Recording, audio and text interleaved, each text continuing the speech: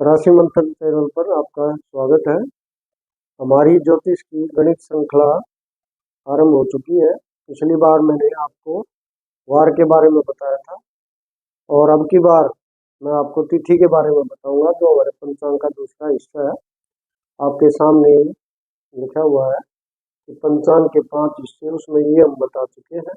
आज तिथि जो है हमारी, उसके बारे में हम आपको बताएंगे। तो इसका जो नियम है वो क्या है कि सूर्य और चंद्रमा जब एक ही जगह होते हैं तो उस दिन को हम अमावस्या के नाम से जानते हैं। उस दिन सूर्य जो है वो और चंद्रमा एक ही साथ उगते हैं, एक ही साथ अस्त होते हैं, तो इसलिए वो दिखाई नहीं देते, और दिखाई नहीं देता तो उसको अमावस्या बोलते हैं।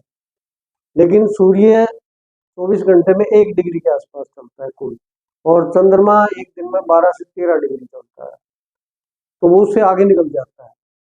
अमावस्या को एक ही अंश पर होते हैं, लेकिन उसके बाद वो आगे निकलता चलता है, और जब वो 0 से 12 डिग्री तक पहुंच जाता है तो वो तिथि प्रतिपदा चल रही होती है, और वो अमावस्या के बाद है तो शुक्ल पक्ष की प्रतिपदा चल रही होती है।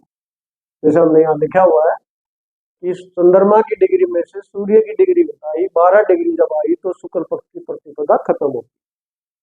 तब तक प्रतिपदा चल रही, उसके बाद फिर और आगे निकल गया, और 12 के बाद जो अंश आए उसके बाद 24 डिग्री तक वो द्वितीया चलेगी, फिर 12 और फिर तृतीया चलेगी। तो इस प्रकार से हमारे ये क्रम चलता रहेगा। 48 पर चतुर्थी खत्म हो जाएगी, 60 पर पंचमी, 72 पर षष्ठी, 84 पर सप्तमी, 96 पर अष्टमी, 108 पर नवमी, इस तरह से चलता रहेगा। अब 180 डिग्री, 180 अंश यानी बिल्कुल सामने, यानी इधर सूर्य, पश्चिम में सूर्य जैसे ही अस्त होता है और चंद्रमा पूर्व से उदय होता है, उसको हम पूर्णिमा बोलते हैं। तो 180 यानी आमने सामने दोनों होते हैं। जो हमारा चक्र है वो 360 डिग्री का है, तो वो 180 की लाइन है वो सामने होती है, तो वो हमारी पूर्णिमा होती है। उसके बाद फिर वही अब भाई जो चंद्रमा है वो तो और तेज चलता है उससे, तो वो फिर आगे निकल जाएगा।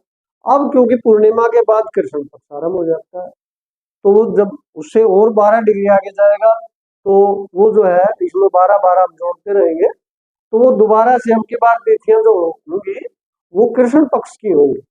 इसमें 12-12 डिग्री हम जोड़ते चलेंगे, तिथियां यही रहेंगी हमारी, बस नाम उसका बदल जाएगा और वो कृष्ण पक्ष हो जाएगा। तो कृष्ण पक्ष की प्रतिपदा, द्वितीया, तृतीया ये चलती रहेंगी।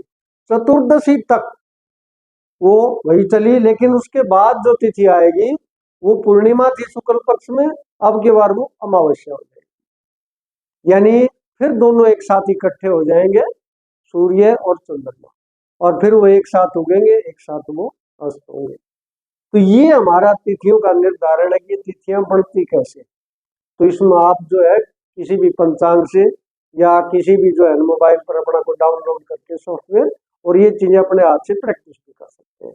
वैसे तो आजकल सब कुछ रेडीमेड है, ये बताने की जरूरत नहीं है, लेकिन मैं चाहता हूँ गणित का पता तो होगी तिथियां बढ़ती कैसे।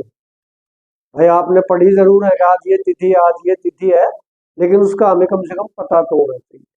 अब क्योंकि हमारी आदत हो रही है ग्रेगोरियन कैलेंडर, इसी तरह हम वार भी उसी तरह से चलते हैं, तिथियां भी उसी तरह सोचते हैं। वार जैसे अंग्रेजी कैलेंडर है उसमें रात को 12 बजे खत्म हो जाता है, हमारा नहीं होता।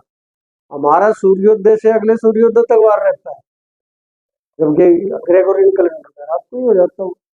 इसी तरह हमारी तिथि, उसका कोई फिक्स टाइम नहीं है, तो उसको पंचांग में देखना पड़ता है कि भाई ये तिथि जो है प्रतिपदा है, द्वितीया है, तृतीया है, चतुर्थी है, ये कितने बजे खत्म होगी, कितने बज के कितने मिनट पर खत्म होगी, तो वो एग्जैक्ट होता है बिल्कुल। वो साइंटिफिक या वैज्ञानिक जो है वो कैलेंडर है हमारा। अब यहाँ पर इसके अलावा मैं आपको ये भी बता रहा हूँ कि इन तिथियों के देवी देवता भी माने गए हैं। कि मान लिया आप किसी तिथि को पैदा हो रहे हो और उसके कारण कोई दिक्कत आ रही है, तो इन देवी देवताओं की पूजा की जा सकती है। तो जैसे प्रतिपदा को कोई पैदा हुआ है तो उसको अग्नि देवता की पूजा करनी चाहिए अगर उसको कोई समस्या आती है तिथि से संबंधित। तो मैं बाद में बताऊंगा तिथि से संबंधित क्या समस्या आ सकती है।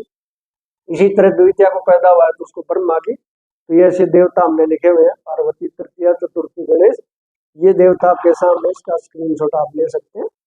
और पूर्णिमा का चंद्रमा और अमावस्या का पितर, यानी पितरों की तिथि इसलिए मानी जाती है। हमारे गांव में तो सभी को पता है, उस दिन जो है अलग से जो है उनका देवताओं की पूजा, पितरों की पूजा होती है। तो ये पितरों की एक तिथि है। उसके बाद ग्रहों का भी आवंटन इनको किया गया कि स्वामी ग्रह कौन कौन से है। तो ये जो है इसमें केतु को छोड़ दिया गया है, प्रतिपदा का सूर्य, और उसके बाद नवमी का भी फिर सूर्य, यानी प्रतिपदा का और नवमी का ये सूर्य। तो बाकी क्रम वही रहेगा हमारा, सूर्य, चंद्र, मंगल, बुध, गुरु, शुक्र, शनि। उसके बाद आएगा राहु। हालांकि ये वारों में तो शामिल नहीं है, लेकिन ग्रह तो है। तो जो अष्टमी है वो इससे में आई राहु के। उसके बाद फिर वही क्रम हमारा चल पड़ा।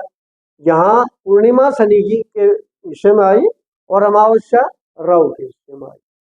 तो ये इनके देवी देवता हैं, ये इनके स्वामी हैं। अब इन तिथियों का एक और वर्गीकरण भी किया गया है, और वो ये है, नंदा तिथियां, भद्रा तिथियां, जया तिथियां, रिक्ता तिथियां, पूर्णा तिथियां। आपने जरूर सुनी होंगी ये, खासकर ये तिथियां मुहूर्त में बड़ी काम आती हैं, और इनके भी स्वामी जो है माने गए हैं।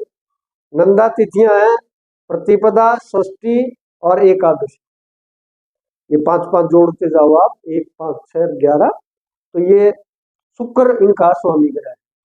फिर द्वितीया, सप्तमी, द्वादशी, 2, 5, 7 और 5, 12। ये बुध इनका स्वामी है भद्रा तिथियों का।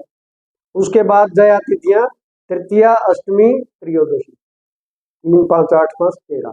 इनका स्वामी मंगल। फिर रिक्ता, चतुर्थी, नवमी, चतुर्दशी।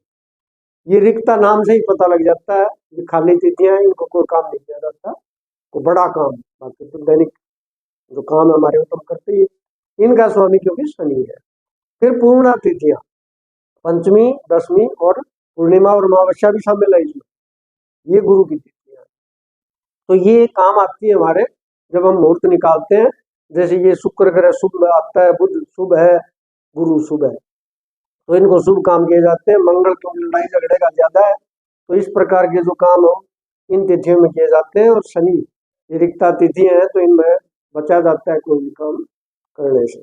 अब तिथि जो है हमारी जीवन में काम क्या आती है, तो क्योंकि इसका तत्व जो है वो जल है, तो जल जो है तत्व वो हमारे रिश्तों से संबंधित होता है कि ये तिथि हम किस तिथि को पैदा हुए हैं, वो निर्धारित करेगा कि जीवन में हमारे रिश्ते नाते कैसे चलेंगे। उन रिश्ते नातों में जो है वो हमारे फायदे में है या रिश्ते नाते हमें दुखी करेंगे, वो सारी की सारी चीजें इसके अंतर्गत आती है।